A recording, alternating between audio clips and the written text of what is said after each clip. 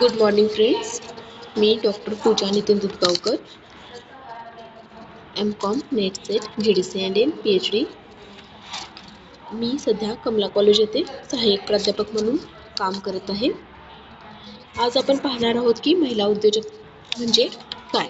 तर सर्वप्रथम जागतिक स्तरावर 1980 मध्ये कोपनहेगन, डेन्मार्क येथे संयुक्त राष्ट्र संघातर्फे महिलांसाठी संयुक्त राष्ट्रांचे दशक यावर जागतिक परिषद घेण्यात आली होती.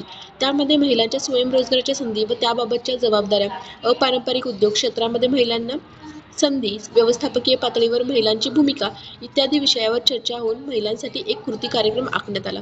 त्या अनुषंगाने नोव्हेंबर 1981 मध्ये नवी दिल्ली येथे महिला उद्योजकांचे पहिले राष्ट्रीय संमेलन आयोजित करण्यात आले होते. त्या संमेलनामध्ये महिला उद्योजकांना व्यवसायासाठी जमीन, वीज पुरवठा व औद्योगिक परवाना याबाबत अग्रक्रम देण्याबाबत शिफारशी करण्यात आल्या. कर्ज पुरवठ्याबाबत सुलभ कार्यपद्धती, सल्लामसलत सेवा, केंद्रीभूत विपणन संस्था व प्रशिक्षणाच्या विशेष सुविधा याबाबत सुद्धा महिला उद्योजकांना प्राधान्य देण्याचे ठराव करण्यात आले. कोपनहेगनची जागतिक परिषद व भारतातील राष्ट्रीय संमेलन ह्या पार्श्वभूमीवर भारतामध्ये महिला उद्योजक ही संज्ञा प्रथमच उदयास आली. जर महिला उद्योजक म्हणजे काय ही जर व्याख्या पाहायची म्हटली तर पहिली व्याख्या अशी आहे की महिलेने स्वतः पुढाकार घेऊन संभाव्य उपक्रमाची नवनिर्मिती कल्पना विकसित करून त्यातील जोखीम स्वीकारून त्या नवकल्पनेच्या आधारे स्वतःच्या कर्तृत्वावर उपक्रम अथवा व्यवसाय क्रिया सुरू केल्यास ती महिला उद्योजक होय. तसेच A women enterprise means an enterprise owned and controlled by women with a minimum financial interest of 51% of the capital and giving at least 51% of the employment in the enterprise to the women. महिला उद्योजकांची वैशिष्ट्ये पुढीलप्रमाणे. पहिलं जर feature पाहायचं म्हटलं तर पहिलं आहे की पुरुषांचा आधार. भारतातील महिला उद्योजकतेला पुरुषांचा आधार लाभला आहे.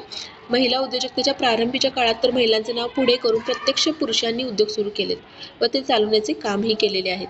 महिलांचा सहभाग अगदी नाममात्र स्वरूपाचा होता, परंतु सध्याच्या काळात आपण पाहू शकतो की महिलांचा सहभाग हा वाढलेला आहे.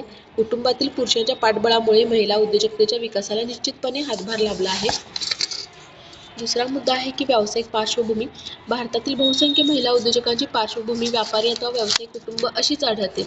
त्यांच्या माहेरी अथवा सासरी उद्योग अथवा व्यापाराची परंपरा असलेली दिसून येते. त्यामुळे महिला उद्योजकांच्या घराण्यामध्ये व्यावसायिक पार्श्वभूमी लाभलेली आढळते. व्यावसायिक पार्श्वभूमी असलेल्या महिला उद्योजकांचे प्रमाण प्रारंभी जास्त असले तरी आज हे प्रमाण कमी झालेले आहे. आत्ता ज्या सध्या ह्या महिला ज्या कार्यरत आहेत साधारणपणे 1975 नंतरच्या महिला उद्योजक ह्या पुढे आलेल्या आहेत. महिला उद्योजकांची ही पहिलीच पिढी होय. त्याचप्रमाणे जर पुढील वैशिष्ट्य पाहायचं म्हणले की महिला उद्योजक ह्या पहिल्या पिढीच्या असल्याने त्यांच्या उद्योजकतेवर व उद्योजकी कामगिरीवर व्यावसायिक घटकांपेक्षा कौटुंबिक घटकाचा प्रभाव अधिक पडलेला दिसून येतो. त्याच पद्धतीने जर महिला उद्योजकांचा विकास होण्याचे श्रेय हे शासकीय सवलतींना दिले जाते, कारण का भारतातील महिला उद्योजकांचा विकास सवलतीद्वारे झालेला दिसून येतो आपल्याला, कारण की केंद्र सरकारने महिलांसाठी विविध सवलती योजना उपलब्ध करून दिलेल्या आहेत. त्याच पद्धतीने सर्वात जास्त जर भारतातील महिला उद्योजकांचा जर विकास हा कुठे झालेला आढळून येत असेल तर तो लघु उद्योग क्षेत्रात प्रामुख्याने जास्त झालेला दिसून येतो आपल्याला. महिला उद्योजक ह्या पहिल्या पिढीतील उद्योजक असल्याने त्यांनी प्रथम लघु उद्योग क्षेत्र निवडले असावे. आज लघु उद्योग क्षेत्रात महिला उद्योजक आघाडीवर आहेत. त्याच पद्धतीने महिला व्यक्तिमत्वाचा प्रभाव देखील आपल्याला महिला उद्योजकांवर पाहायला दिसतो, कारण महिला व्यक्तिमत्वाच्या वैशिष्ट्ये पुरुषांच्या व्यक्तिमत्वापेक्षा भिन्न असल्यामुळे स्वाभाविकच त्यांच्या उद्योजकीय कार्यशैलीवर व वर्तन पद्धतीवर त्यांच्या व्यक्तिमत्वाचा प्रभाव आढळून येतो. निवडीबाबत चोखंदळपणा असेल म्हणा किंवा भावनाप्रधानता असेल, टापटीपपणा असेल, नीटनेटकेपणा असेल इत्यादी जी गुणवैशिष्ट्ये आहेत महिलेकडे त्यांच्या कार्यशैलीवर निश्चितपणे आपल्याला प्रभाव आढळतो. त्याच पद्धतीने जर महिला उद्योजकांची वैशिष्ट्ये पाहायची म्हणले तर महिला उद्योजक म्हणून विभिन्न उद्योग क्षेत्रामध्ये त्या यशस्वीपणे वावरत असतात. कौटुंबिक जबाबदारी असतील म्हणा, मुलांचे संगोपन, स्वयंपाकघराची जबाबदारी, कौटुंबिक कार्यक्रमामध्ये सहभाग अशा सर्व जी स्वरूपाच्या ज्या नैसर्गिक मर्यादा आहेत त्या आपल्याला आढळतात. त्याच पद्धतीने महिला उद्योजक ह्या सर्व प्रश्नांसोबत देखील चांगल्या पद्धतीने आपल्याला काम करताना दिसून येते. तेव्हा नैसर्गिक मर्यादा व वेगळे प्रश्न यावर महिला उद्योजक कशी मात करतात यावर त्यांचा विकास अवलंबून आहे.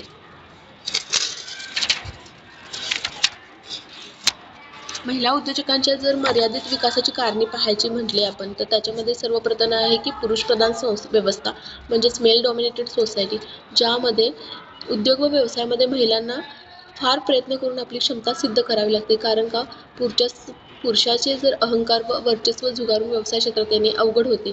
पुरुषांचा विरोध व नाराजी पत्करून पुढे येण्याची धडपड महिलांना करावी लागते. त्यामुळे महिला उद्योजकाच्या विकासाची गती तुलनेने मंद राहिली. त्याच पद्धतीने समाजाने पण महिलांवर घातलेली जी बंधने आहेत त्याच्यामुळे देखील आपल्याला महिलांचा जास्त विकास झालेला पाहायला दिसत नाही. कारण का ज्याप्रमाणे महिला सामाजिक व सांस्कृतिक बंधनातून मुक्त होऊ लागल्या, त्याच प्रमाणात उद्योजक होण्याची प्रक्रिया देखील आता सध्या गतिमान होताना आपल्याला दिसून येते.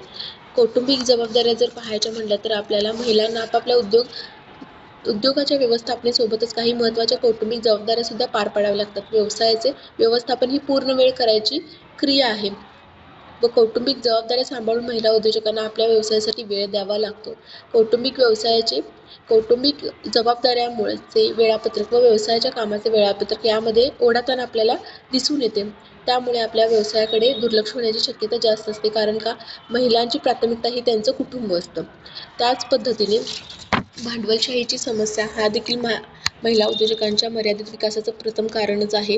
कारण का तर महिलांच्या नावावर कोणतीही स्थावर मालमत्ता नसल्यामुळे बँकाकडून अथवा वित्त संस्थांकडून कर्ज व भांडवल मिळण्याबाबत समस्या निर्माण होते.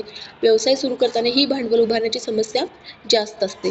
त्याच पद्धतीने महिलांमध्ये काही उपजत गुण असले तरी जोखीम स्वीकारण्याबाबत योग्य ती क्षमता व मनोधैर्य त्यांच्या अंगी नसते. त्यामुळे संकटसमयी अथवा तातडीने निर्णय घ्यायच्या वेळेला त्यांचे अवसान गळून पडते. त्यावेळेला महिला ह्या कोणत्या तरी पुरुषावर अवलंबून राहतात. लहानपणी वडिलांवर, लग्नानंतर पतीवर, म्हातार वयात मुलांवर विसंबून राहण्याची त्यांची प्रवृत्ती आढळते. त्यामुळे त्यांच्यामध्ये जोखीम स्वीकारण्याचा हा गुण आपल्याला दिसून येत नाही, कारण त्या मानसिकदृष्ट्या हळव्या असतात. त्याच पद्धतीने समाजाचा विरोध देखील आपल्याला पाहायला मिळतो, कारण समाजाचं म्हणणं असं आहे की स्त्रियांनी चूल व मूल या पलीकडे जाऊ नये, अशा विचारसरणीच्या लोकांकडून महिला उद्योजकांना विरोध केला जातो. महिलांनी नोकरी अथवा व्यवसाय करणे हे त्यांना पसंत असत नाही.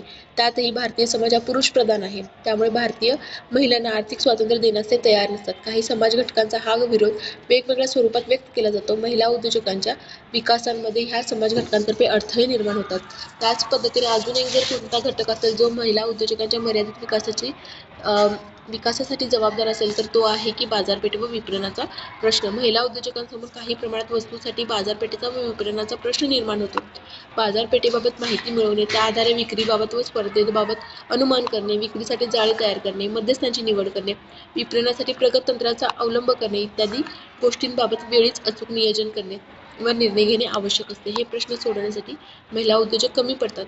शासनातर्फे बाजारपेठेचा व विपणनाचा प्रश्न सोडवण्यासाठी सहाय्य केले जाते, तरीही महिला उद्योजकाच्या दृष्टीने हा विपणनाचा प्रश्न गंभीरच आहे. थँक्यू.